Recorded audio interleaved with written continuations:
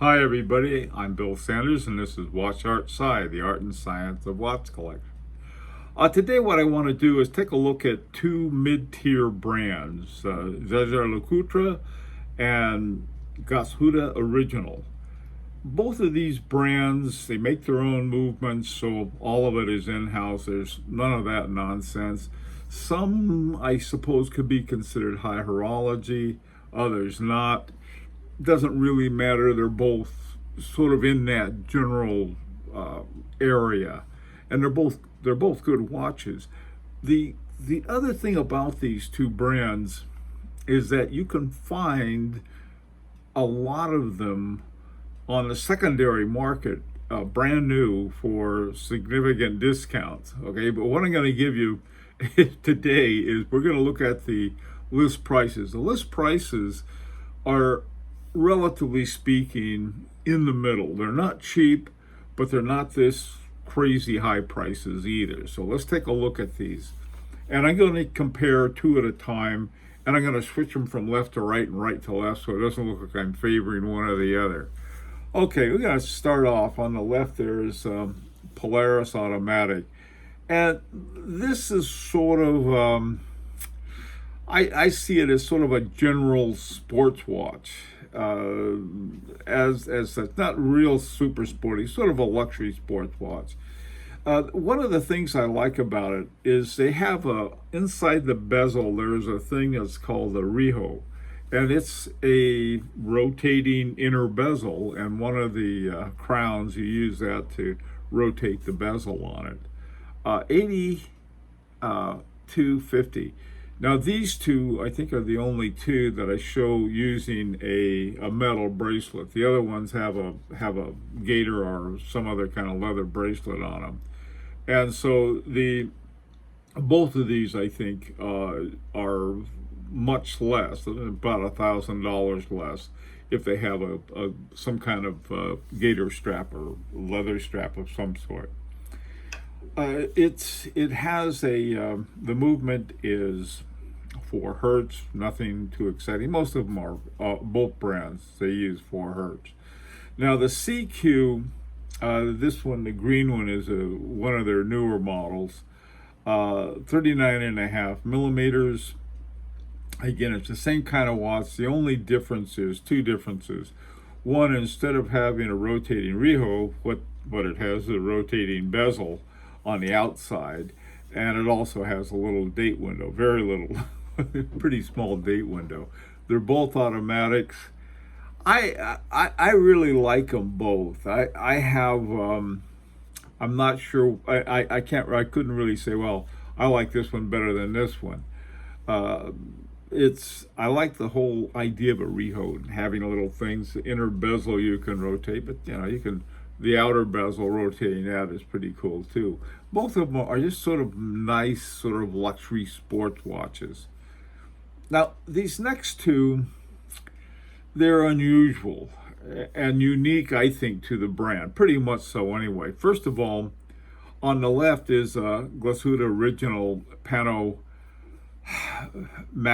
Inverse. Panamatic Inverse, they have this name on them. And the Panamatic Inverse, the thing I like about it is that basically you see the movement, because they got that switched around, and so you can see the big butterfly bridge that's very well decorated, and you can see the swan neck regulators on it. Really, very much. I mean, I like looking at movements. I mean, well, what do we get these watches for if we can't see the movements?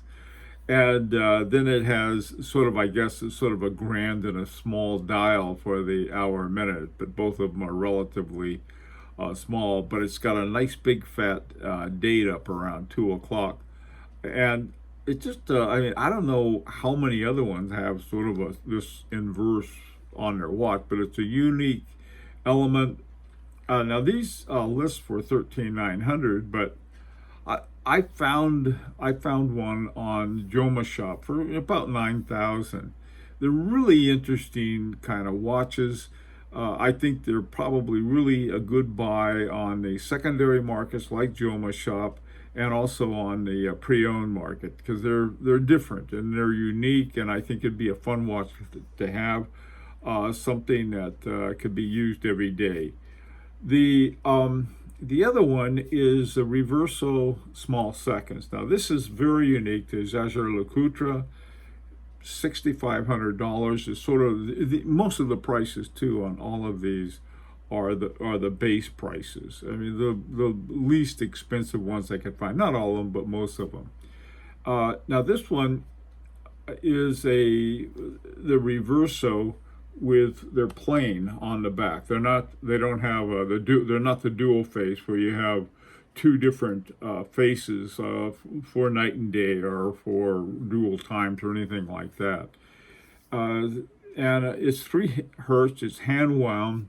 It's a nice little watch, a very nice watch, as a matter of fact. And it opens up and you can close it like the original Reverso that was used for a polo player who loved the brand. He loved his Jaeger-LeCoultre, and what he wanted was something to protect it from getting broken while he was playing polo. Apparently, he had broken some other ones. Now, these next two are sort of a dress watch. I'll say a dress-ish watch. Both of them could very well serve as a everyday office watch, but they're dressy enough that you could wear them in a more formal occasion. First of all is a Master Ultra Thin Small Seconds. I like this one a lot. It's not the cheapest one of the Master line that Jaeger-LeCoultre has, but it's pretty close to it. 7850, 4 hertz automatic. Here you have a clean as a whistle, just good looking watch without anything fancy about it. I like that. I generally tend to have that kind of watch myself. 60s the same way. This 60s, the only thing about it I'm not sure about, and it's funny because I like it and I don't like it, and that's the gold hands and the gold indexes. I do like it because it sort of it helps them stand out a little, and it's not garish, but it's there, I suppose. Really like the fonts they use, the 12, 3, 6, and 9. Beautiful watch, 39 millimeters. Both of them are 39 millimeters, which I think is my sweet spot, where I have between about 38, 39, and 42. Somewhere in there, I really like it. $6,400. Both of these watches I like a lot, and again, they're relatively speaking, they're very good prices. You compare these to, for example, a Calatrava from Patek Philippe, or a Patrimony from Vacheron Constantin, or even a Saxonia from Alonga. You have these I think are good buys. Now, the last pair that I want to take a look at are a couple chronographs. And I was looking at, they have the 60s chronograph annual edition.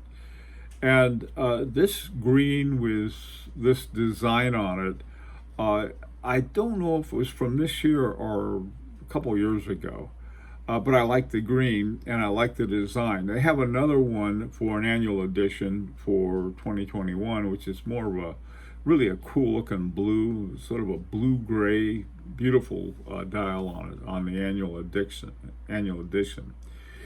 It's a chronograph. It's got its chronograph, a stop second. They don't mention about whether it's a column wheel or not, but it's a nice. I mean, if you like chronographs, and it's a clean chronograph.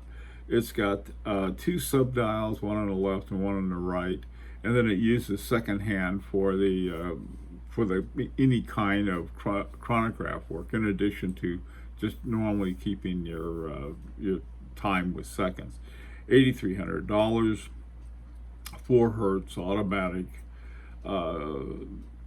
It's an interesting watch. Now they have a lot of different colors and types of dials, other than the annual edition. But I think the annual edition sort of makes it more interesting.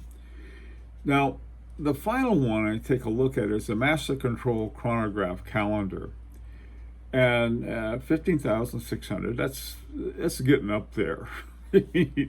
anything, anything over 5,000 is getting up there, but this one is way up there for this level, for sort of a mid-level watch. Sort of at the price where you have your high-level watches at the bottom of the high-level watch. Chronograph, the column wheel, pulsometer, and it's just got a lot of stuff. And generally, I don't like a watch, I don't like chronographs as a general rule because the dial is too crowded with all these subdials. This one seems to work though, because really the chronograph subdials are the same as they are on the 60s. They're the 2 at 3 and 9 o'clock. And then you have a hand date at 6 o'clock with the moon phase, and that's sort of a cool thing. And then you have the day date under the 12 o'clock. So this is like a watch that is one of these one watch collections that does all kinds of stuff, and it's clean enough so that you can see everything without having to stop everything and get out of the car and look at your watch.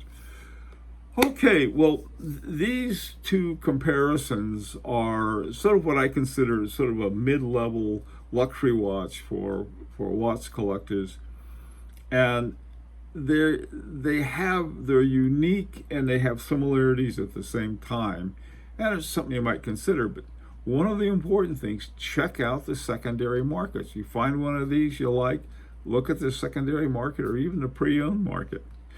Okay, well, as always, I'd really like to know what you think, any comments that you might have. And as always, this is an invitation to subscribe if you'd like. And until next time, this is Bill Sanders for Watch Art Side, the Art and Science of Watch Collecting.